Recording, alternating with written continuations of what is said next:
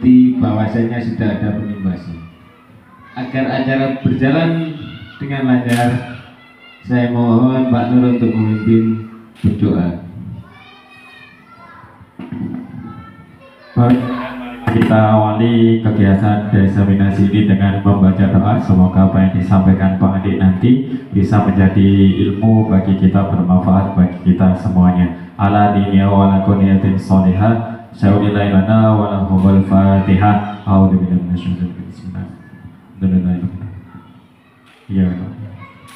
A'udzubillahi minasyaitonir rajim. Alhamdulillahirabbil alamin. Allahumma shalli ala sayyidina Muhammad wa ala sayyidina Muhammad. Allahumma ja'alna wa tanabitana wa duniyatana wa ahlana wa ikhwanina fi hadhil madrasah min ahli ilmi, min ahli khair, min ahli Qur'an, min ahli jannah, min ahli sihah wa salamah wal afiyah fi dini wa dunya wal akhirah. Wa la taj'alna wa iyyahu min ahli jahli wa dhail wa la min ahli bala wa la min ahli waba wa la min ahli musibah. Rabbana iftah bainana wa baina qaumina bil haqqi wa anta khairul fatihin. Nas'aluka ya Allah Tuhan arifin sallallahu alaihi Muhammad wa ala alihi washabihi wa baraka wa sallam bi fadli. Subhana rabbika rabbil izzati amma yasifun. Assalamu ala mursalin walhamdulillahi rabbil alamin biqabulil Fatihah. Terima kasih Pak Nur. Sebenarnya SPP ini bukan hal baru ya, karena kemarin itu, tetapi hal baru bagi yang belum tahu. Kemarin sudah ada pengimbasan di Korwil, yaitu di Ajipron Riwo 1 yang menghadiri saya BKS sama Mbak Haris. Sebenarnya bukan saya saja yang mendapatkan kewajiban ini. Seharusnya BKS sendiri itu bisa berada di depan sini. Iya.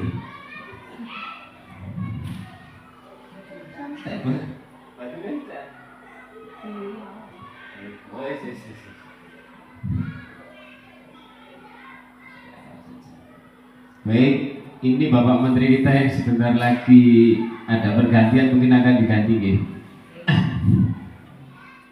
Dalam pengembangan kali ini yaitu kita disuruh bertanya efektif. Kalaupun kita bertanya, kalau suruh tanya ke sini saya tidak ada linknya, kalau mengirim saya tidak mungkin ya. Kita lanjutkan saja. Tujuan dari diseminasi kali ini yaitu saya mampu memahami cara untuk mengasah keterampilan bertanya efektif. Apa sih bertanya efektif itu? Saya mampu mempraktekkan keterampilan bertanya efektif. Bapak Ibu, bertanya efektif itu ya bertanya yang terjadi antara dua arah. Bertanyanya itu yang sifatnya efektif. Seandainya gini, saya tanya ke Bu Yuli, sudah makan? Ya ini kok takut wis makan Pak? Ya sudah makan jelas. Nah itu namanya bertanya tidak efektif, karena jam segini orang biasanya sudah makan. Tapi itu saya tanyakan sebagai contoh bahwasanya itu contoh yang tidak efektif. Seandainya gini, Bu Yuli, saya besok itu rencana mau kemana? Gini Pak, gini. Nah itu akhirnya nanti terjadi pertanyaan dua arah yang berkesinambungan antara yang bertanya dengan yang ditanya. Itu namanya bertanya efektif. Ngoten nah? Kayak kurang lebih jelas gitu. Ini lanjut nih, kalau saya ini. Nah, mengapa yes atau no? Pentingnya memiliki kemampuan bertanya efektif. Bertanya efektif akan membuat komunikasi terjadi dua arah yang tadi saya sampaikan gitu. Karena saya itu senang mendahului daripada didahului. Saat dulunya nak selete wis tak kandhani dhisik ya. Karena apa? Untuk penerimaan dari pribadi masing-masing panjenengan bahwasanya dari materi ini lebih ora ini lebih jelasnya. Iya. Lanjut. Apa yang dimaksud dengan pertanyaan efektif? Satu, tidak menghakimi. Seandainya takok ngorong-ngorong ngelokno kayak kasus-kasus di anak-anak itu, akhirnya timbul terjadi pertengkaran. Kalau ke orang dewasa, seandainya pertanyaan itu sifatnya menghakimi. Mamamu itu gini, kamu kudu ini. Nah, jelas itu akhirnya menghakimi seseorang. Yang akhirnya timbullah perselisihan. Yang kedua yaitu yang relevan, pertanyaan yang diajukan sesuai dengan situasi saat ini sedang dihadapi dan dibicarakan. Seandainya kita membahas soal pembelajaran nih, terus ditakokno, "Nduk mama jangan nopo ya Bu Robi." Nah, itu kan sudah tidak relevan dengan apa yang kita bicarakan. Otomatis nyimpang sudah.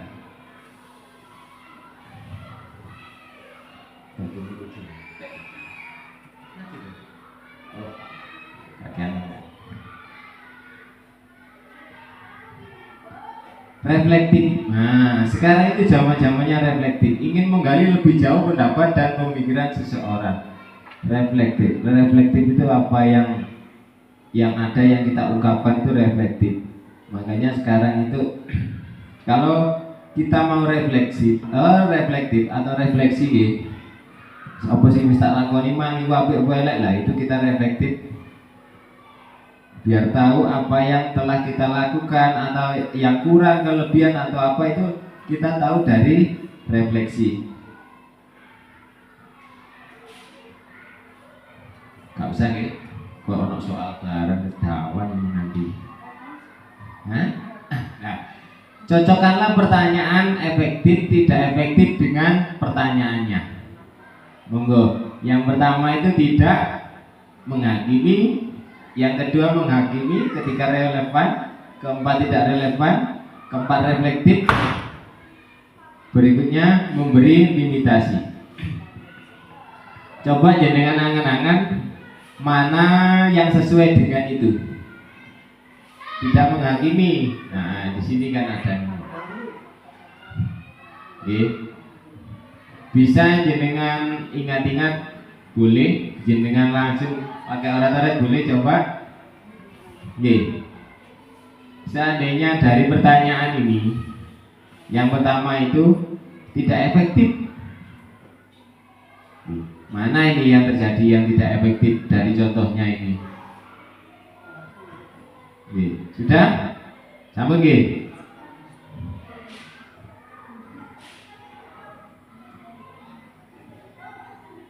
Kalau tadi itu di print tete kertas, wis kita angan-angan saja. Sudah nggih sampun?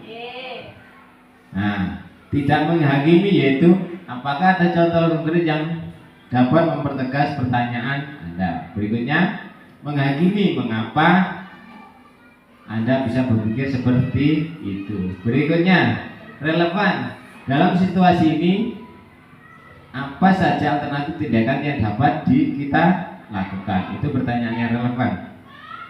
Tidak relevan dahulu ketika ada situasi seperti ini Anda tidak berhasil lah.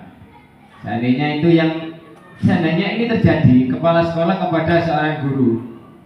Nah, kepala sekolah memberikan pertanyaan itu kepada guru. Ini namanya tidak relevan karena mengingat masa lalu. Berikutnya memberi limitasi. Dalam tadi yang panjenengan angankan, ada yang merasa pas cocok kabeh. Jelas. Gak berhasil berarti. Lanjut. Bagaimana cara mengajukan pertanyaan yang efektif? Mengenal lebih baik tentang lawan bicara. Berikutnya merumuskan pertanyaan yang efektif. Lewat. Bagaimana cara? Ini kata empati ini tidak usah sini. Kalau ini dipakai, nah ini lanjutannya nih. Yang ketiga berpikir divergen kreatif, berpikir konvergen dan meta koneksi. Itu bisa dibaca. Lanjut. Langkah-langkah, ini langkah-langkahnya produksi, perbaiki prioritas. Nah, prioritaskan 3 pertanyaan yang paling penting dan mendesak. Ini prioritasnya. Lanjut. Gak usah. Nah, ini saja. Kapankah Anda akan mencoba menggunakan teknik yang merumuskan pertanyaan? Nah, terima kasih. Nah ini lanjut sekarang yang ini. Nah ini teknik coaching ya, untuk pengembangan kompetensi. Kemarin coaching ini saya lakukan dengan Pak Nur dalam hal membantu saya untuk menyelesaikan tugas di CGP. Namanya coaching supervisi akademik. Nah, ini seharusnya yang pakai itu BUKS untuk supervisi akademik dari guru kelas, mulai dari kelas 1 sampai kelas 6. Begitu juga dengan saya sebagai guru PJOK dan Pak Nur sebagai guru agama. Coaching itu, ada yang tahu coaching? Apa coaching itu? Bukan kucing, enggak? Coaching, ya, coaching. Coaching itu terjadi antara dua orang, coach dengan coach. Coach itu yang orang yang kebingungan, yang minta curhat lah. Bahasanya itu, saiki lek bahasane dalam hal ini kayak curhat yang terjadi antara dua orang. Kalau coaching ini antara atasan dan bukan bawahan, enggak enak. Kalau atasan ambil anu nih, pegawai sama pegawainya, biasanya seperti itu. Kalau coaching dalam permainan sepak bola beda lagi, karena ini dalam akademik, dalam pendidikan, yaitu kepala sekolah dengan guru. Seandainya ada guru kurang mampu dalam hal penyelesaian pembelajaran di sekolahnya, itu bisa dengan coaching. Coaching itu coach itu tidak harus memberikan solusi, tetapi coach sendiri yang mendapatkan solusi dari percakapan dua orang tadi. Tujuannya yaitu memahami teknik coaching untuk pengembangan kompetensi pendidik, mensimulasikan teknis. Apa hubungannya antara coaching dengan gambar di samping? Gak usah dijawab ya. Iya. Nah, coaching sama gambar ini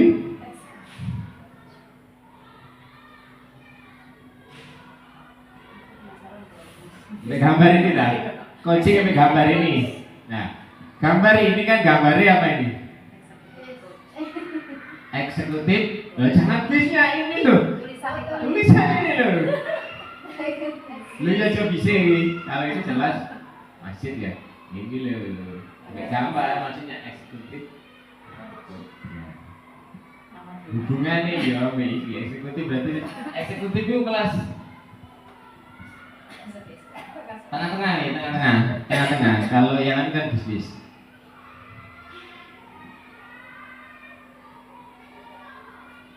Nah, jika Anda pernah tahu atau menggunakan teknik coaching secara profesional, hal baik dan tantangan apa yang Anda temui?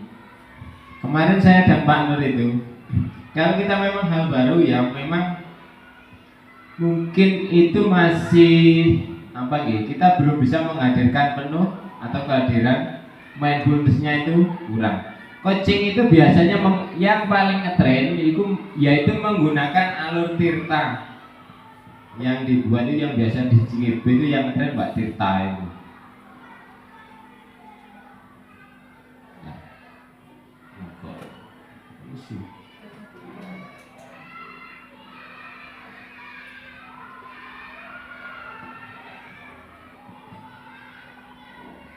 Esensi teknik coaching yaitu untuk pemberdayaan seseorang untuk peningkatan kinerja. Seandainya orang kebingungan mencari solusi, bingung nggak? Dengan adanya kita curhat tadi, nanti kita bisa memunculkan ide-ide kita sendiri.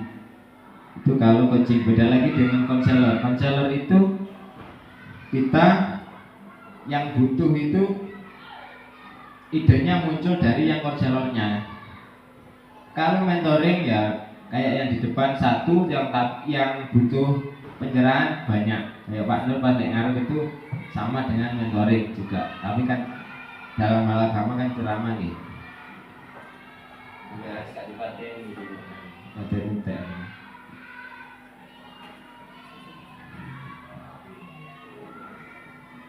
Nah, kemitraan proses kreatif menggali potensi. Menjadi pendamping tetapi bukan sepenuhnya pemecah masalah atau problem solving. Coaching itu, coachnya itu tidak sepenuhnya pemecah masalah. Karena apa? Masalahnya itu nanti penyelesaian itu dari coachnya sendiri, dari orang yang meminta solusi tadi. Kita sifatnya hanya mengarahkan saja. Makanya memakai alur tirta tadi. Nah ini, perhatikan skenario. Seorang KS sudah mengikuti pelatihan, tapi ketahuan yang muncul ini gak cukup satu jam. Oke, mari sama-sama kita bantu tersebut mempersiapkan kompetensi utama. Seperti ikut. Nah, seperti ini ya. Oke.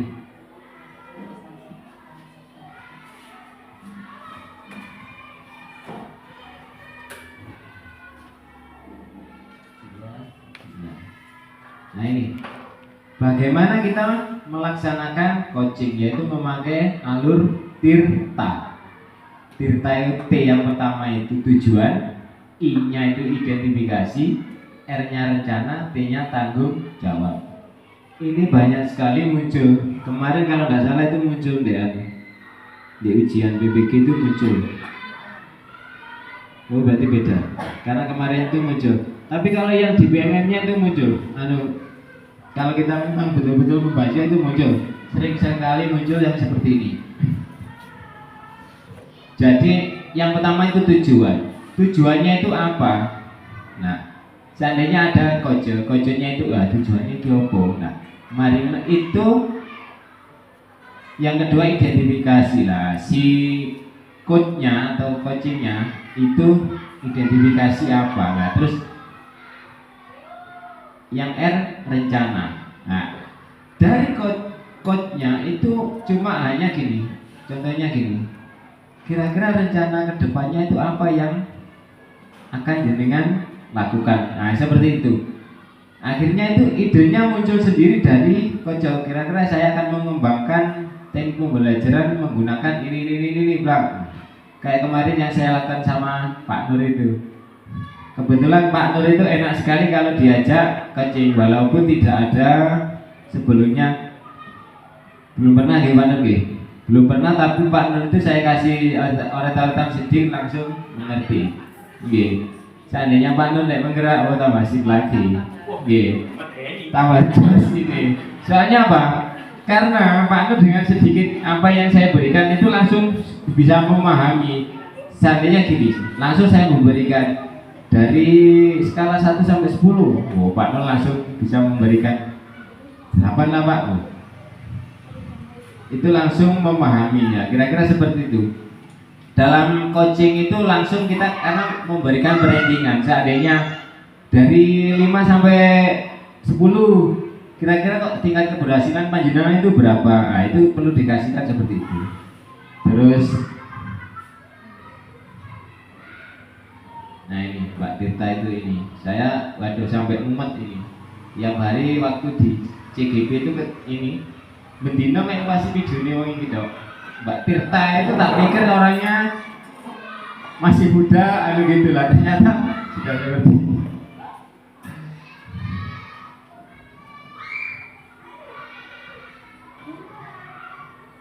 Nah, yang sekarang ini sudah lanjut ya. Ini yang terakhir dari pembahasan.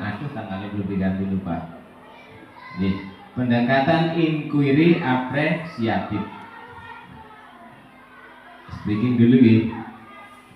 Speaking. Nah, ini kayak yang kemarin saya lakukan ke anak-anak. Coba kita lakukan nih. Coba nih, kita pakai mohon maaf Pak Nur. Ini bukannya kemitur sosok kayak Pak Nur sini apanya? Mengalihkan perhatian. Nah, sugesti. Nah, gitu kita coba nih. Semuanya panjenengan duduk dengan nyaman, jangan bersandar di meja, badan ditegakkan. Coba nih. Kita ambil napas dulu. 1 2 3 ambil napas. Belum nanti saja. Dulu merem sih. Monggo kita coba. Kita ambil napas. Begini Bapak Ibu, kalau sudah tidak tahan lepaskan sendiri nih. Jangan sampai lepasnya itu dari bawah. Kalau kita hidupnya pakai mulut, nanti lepasnya pakai hidung. Jangan dilepas yang di bawah. Kasihan teman dekatnya. Bahaya, ini. Monggo. Ambil nafas. Tahan. Lepaskan. Monggo pejamkan mata nih. Pejamkan mata 1 2 3. Tarik nafas. Tahan. Lepaskan. Dengan sendirinya panjenengan ambil nafas, tarik nafas. Bapak Ibu, bayangkan apa yang ada di depan panjenengan. Entah itu handphone panjenengan ataupun meja, jenengan bayangkan. Lebih dalam lagi. Jenengan terus bayangkan. Kemudian perlahan agak menjauh, tetapi bayangan tersebut masih ada di angan-angan panjenengan. Terasa itu masih ada di depan panjenengan semua. Lebih jauh lagi, lebih jauh lagi, lebih jauh lagi. Bapak Ibu, sekarang panjenengan bayangkan saya yang ngomong di depan panjenengan. Bayangkan wajah saya itu seperti ini. Saya yakin panjenengan itu hafal sekali karena kita semua teman satu sekolah, saudara. Jenengan bayangkan wajah saya semakin dekat, lebih dekat lagi, lebih dekat lagi. Pelan-pelan bayangan saya itu semakin menjauh, menjauh, menjauh. Bapak Ibu tetap dengarkan dari saya nih. Nanti setelah apa-apa saya membuka mata panjenengan sweet dengan saya. Sweetnya itu pakai jempol, telunjuk sama kelingking. 1 2 3 panjenengan buka. Pelan jangan buka mata panjenengan. Kita sweet bareng-bareng. 1 2 3. Berarti yang sama 1 2 3 4 5. Itu ya, saya berhasil masuk ke pikiran panjenengan itu yang 5 orang ini. Waktu yang ketiga ini tidak bisa masuk.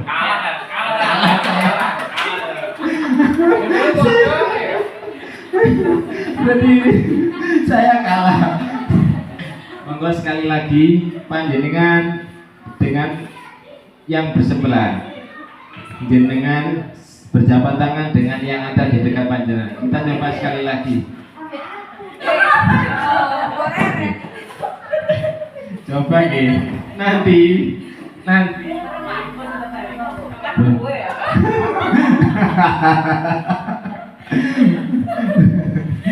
Oke, baik.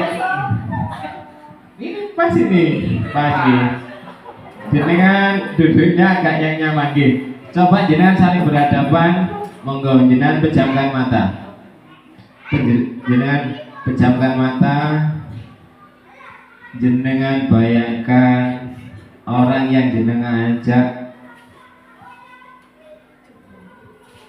salaman gitu. Bayangkan wajahnya lebih dekat lagi, lebih dekat lagi. Perlahan-lahan bayangan tersebut mulai menjauh, lebih jauh lagi, semakin menjauh, tetapi tetap ada di angan-angan panjenengan semua. Karena orang yang ada di depan jenengan itu teman panjenengan, saudara jenengan. Perlahan-lahan wajah tersebut berada di depan panjenengan. Terus jenengan bayangkan seolah-olah panjenengan dekat sekali dengan orang yang ada di depan panjenengan. Lebih dekat lagi, lebih dekat lagi. Panjenengan buka mata, kemudian sweet. 1 2 3.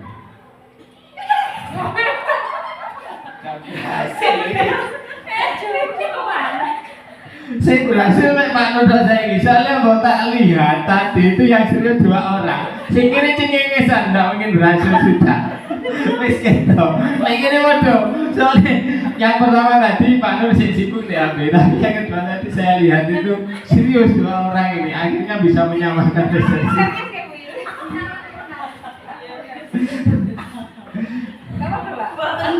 Kamu dong lucu. Oke.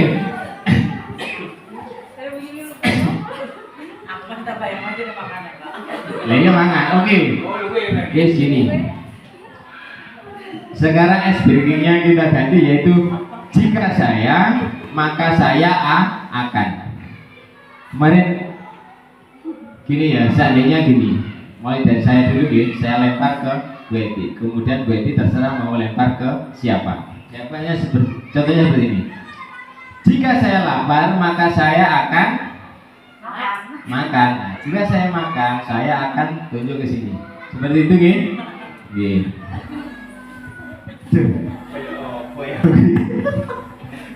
Oke. Karena tadi ada soal makanan, nah maka kita pakai makanan. Jika saya lapar, maka saya akan. Lanjut. Maka saya akan kenyang. Jika saya kenyang, maka saya akan tidur. Jika saya tidur, maka saya akan mimpi. Ayo. Lanjut. Mimpi, saya akan ngayal. Iya. Ayo terus. Jika saya ngayal, Jika saya ngayal, saya akan mati. saya akan bangun. tuh. Lanjut. Jika saya bangun, Bangun, maka saya. maka saya akan tidur lagi. Jika saya tidur lagi, maka saya akan mimpi lagi. Nah, mimpi lagi berarti ini temanya tentang Mbak Suri. Bangun tidur lagi. Nah ini Mbak Suri akhirnya. Gini, seandainya tadi bilang saya sini ngayal, itu bisa lebih jauh lagi, tidak langsung mati di sini. Kalau sini saya ngayal, kalau saya ngayal saya ingin punya pacar yang ganteng, punya mobil 2, pokoknya jauh istri 2. Tidak boleh seperti itu langsung bisa kesimpulan. Nah Bapak Ibu, hal seperti ini bisa kita lakukan di dalam kelas kita. Nanti anak-anak itu pasti akan senang. Terus kita pun tidak akan kelelahan di kelas kita. Kalau kita pandai-pandai sekali menggerakkan anak-anak dengan hal-hal sepele sebenarnya seperti itu, tapi anak-anak itu interaksi, anak-anak akan senang. Karena apa? Tidak teko duduk, buka LKS halaman 10, kerjakan ini, tinggal HP-an. Kalau seperti itu terus, bosan. Tapi kalau kita berikan ice breaking sebelum masuk, yang pertama jelas nih, panjenengan semua kan sudah ngerti. Kalau yang pertama itu salam, terus kemudian berdoa, absensi seperti itu. Nah, sebelum kita masuk ke pendahuluan, kita lakukan dulu ice breaking. Kita sepil pembelajaran kali ini apa? Nah, kemudian kita ice breaking. Ice breaking itu banyak sekali bisa. Saya yakin di sini itu kan gurunya muda-muda yang ini muda-muda nih, kecuali yang sini muda-muda. Mohon maaf nih, sini sudah senior. Kalau saya macam-macam biarpun Pak Nur itu lebih muda dari saya, tapi saya tidak berani, takut jualan, jualan kamar nanti. Ya. Kalau kita kasih SBK ke anak-anak itu akan senang Bapak Ibu, tidak ada bosan-bosannya. Setiap hari itu bisa. Pelajaran apapun kita masukkan bisa. Kalau ice breakingnya itu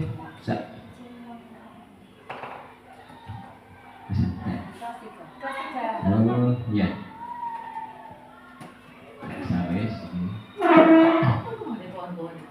Ini ya. Ini ya. Bapak Ibu berada di angka berapa sekarang? Kira-kira jenengan bisa apresiasikan dari sini, dari gambar ini. Kira-kira jenengan itu saat ini di posisi angka berapa? Kira-kira di angka berapa panjenengan?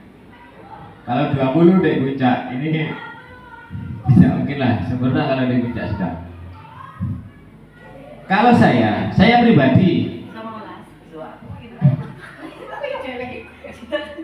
kalau saya terus terang, saya itu di posisi 11-12. Karena apa? Karena saya itu berusaha mengajak teman saya, baik teman yang ada di lembaga saya, teman yang ada di luar lembaga saya itu mengajak dalam hal kebaikan di dunia pendidikan. Itu saya sendiri memposisikan diri di 11-12. Tidak, Bu. Karena apa? Saya belum mengangkat orang. Nah, sementara saya masih mengangkat istri saya. Kalau mengangkat orang belum. Tidak. Selingkuh itu di posisi PW, Pak. Posisi nyaman. Karena sudah mana 13 ini? 13 itu masih dalam hal kebingungan. Aku ini ngambang di tengah-tengah karena apa? Aku wis gak kereket konco, gak kereket sapa-sapa, wis aku wis no way, wis gak mikir sapa seperti itu. Oh, kaya wong iko. Songolas. Kalau di Songolas itu orangnya ya wis salah-salasan mager. Enake baring tidur. Nah, ini. Nah, kalau yang 20 itu orangnya ini, aku bisa sembarang. Wis gak perlu aku komen ngono. Lah itu posisi 20. Orangnya ono sombong-sombonge. Nah, aku wis sembarang. Nah, menunjukkan siapa jati dirinya masing-masing, berusaha menonjolkan. Kalau gini, bener berapa ya? Kalaupun kita tonjol-tonjolkan, kalau memang kita itu baik, ya baik sih. Walaupun tidak kita perlihatkan kalau kita itu memang baik, ya sudah, kita itu terlihat baik di orang lain. Kayak mana ya Pak Nur ya? Tanpa harus kita tonjolkan pun itu kita tahu. Kalau 14 itu berusaha menggapai itu jatuh. Tapi 19 itu walaupun dia itu mageran tapi berusaha menolong temannya. Nolong 14 yang kami ceblok. Ya, pokoknya aja nek posisi sering gitu. Jangan di posisi ini. Oh, itu kalau HP, Pak. Wis emoh barang-barang itu sih. Lah iki sih berusaha ini. Ini masih berusaha. Ya apa aku? Mana delapan? Ini dah. Boleh pacar iku beli. Kalau posisi 8 ini posisinya ini tadi. Mana apa? Penghayal. Sama nang hayal aja. Sama nang tadi bangun dah. Ini kan ya betul seperti ini. Orang tadi turun ini tengah-tengah. Ya seperti ini. Tengah-tengah. Ya, untung saja tidurnya itu tidak di bawahnya 19. Ya. Kalau di bawahnya 19, walaupun 19 ini berusaha menggapai si lenger-lenger ini ya tetap jatuh. Aduh, seperti itu. Tetap ceblok.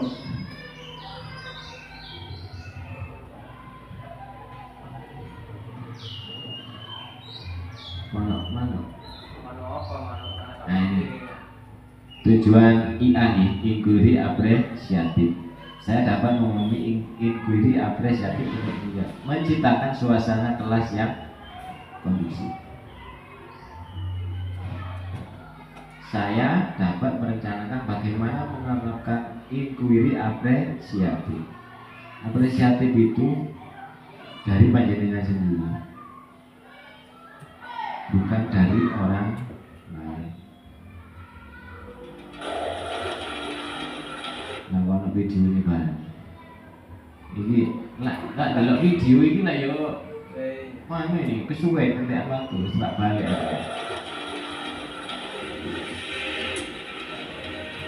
Dalam video ini ada nobar kesuwen. Nah, saus. Jenengan paham boten inquiry apresiatif? Yang muda-muda ini saya yakin kalau mendengar kata-kata ini sudah tidak asing lagi di telinga kita. Tetapi artinya boten paham ngoten nggih. Nah, ini. Inquiry apresiatif merupakan pola berpikir yang berpusat pada terbentuknya percakapan positif dalam suatu pertemuan. Seandainya seperti ini, jenengan itu bisa menyimpulkan pikiran itu yang positif, tapi untuk kebaikan di sekolahnya atau di kelasnya masing-masing. Itu bisa mengembangkan pola pikirnya. Definisinya pendekatan psikologis yang berpusat pada terbentuknya percakapan positif dalam suatu pertemuan. Prinsipnya memanfaatkan temuan-temuan positif atau praktek baik dalam komunitas ataupun organisasi. Nah, fungsinya kita di ngobrol seperti ini Bapak Ibu, yaitu kita gini, kadang itu hal atau ilmu baru pun itu tidak harus muncul dari orang yang ada di depan seperti ini. Kadang kita itu juga mengambil ilmu dari interaksinya atau kolaborasinya kita semua dalam komunitas tersebut. Nggak harus ke fasilitator ataupun yang pokoknya si macam dengar. Kadang itu ilmu muncul dari mana saja. Cara berpikir, cara berpikir berdasarkan potensi, aset. Kalau ini semua itu di ada di CGP ada. Kalau kalian penasaran buka CGP modul-modulnya, buka di email saya. Manfaat inquiry apresiatif menumbuhkan budaya positif, memicu kreativitas, menghasilkan inovasi. Seperti ini. Kalau memicu kreativitas, nah kemarin itu sebenarnya untuk menghias kelas itu harus ada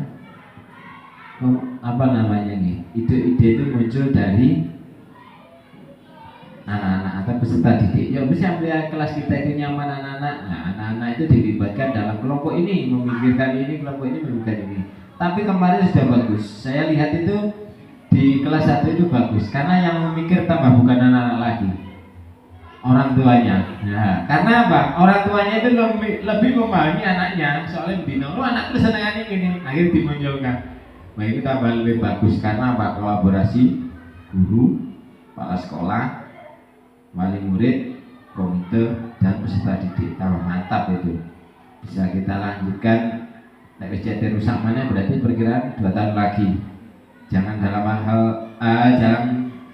dalam waktu dekat-dekat karena si api jadi bukan beretek buat tambah tak sakit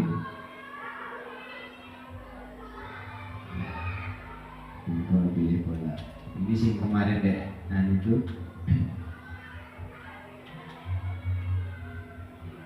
penerapannya discovery, dream, design. Nah itu tadi kan ada yang dream, mimpi tadi ya, mengolah imajinasi. Tadi itu termasuk diarahkan ke sini tadi ya, masuk akal juga. Walaupun tadi kita salah-salah, tetapi tetap tadi itu kita masuk ke sini karena mengolah mimpi tadi, hayalan. Ini penerapannya. Ini yang persis yang dilakukan Bu Yuli. Dulu waktu anaknya dikasih emoji-emoji seperti ini, emotion yang disukai, yang dipelajari, yang dilakukan.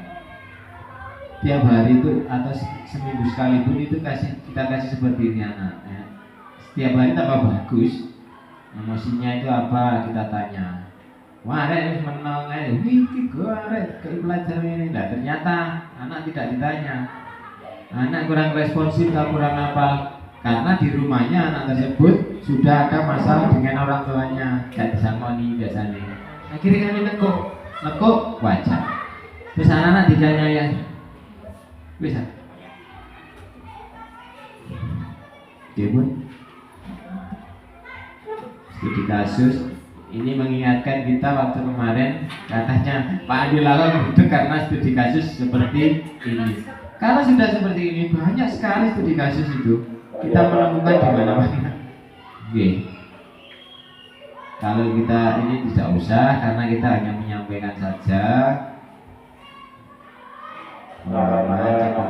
Saya paham, mencoba memahami. Kira-kira dari tadi apa yang disampaikan, jenengan di posisi mana? Paham atau siap mencoba memahami atau bingung, tidak paham?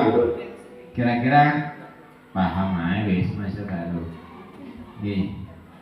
Rencana tindak lanjut, terima kasih. Baik Bapak Ibu, terima kasih karena sudah terima kasih, kita juga ucapkan terima kasih. Oke, semoga apa yang saya sampaikan pengibasan dari SPP Kabupaten SD4 ya, dari Kabupaten bisa bermanfaat bagi kita semua. Untuk kedepannya pendidikan di SD Negeri Taman Najwa lebih baik lagi, lebih maju. Anak-anak bisa belajar dengan nyaman sesuai kodrat alam dan kodrat zaman. Baik, saya akhiri. Wassalamualaikum warahmatullahi wabarakatuh. Penutup berdoa di dalam diri masing-masing dan juga diwakili Pak Nursida. Terima kasih sekali lagi. Rabbana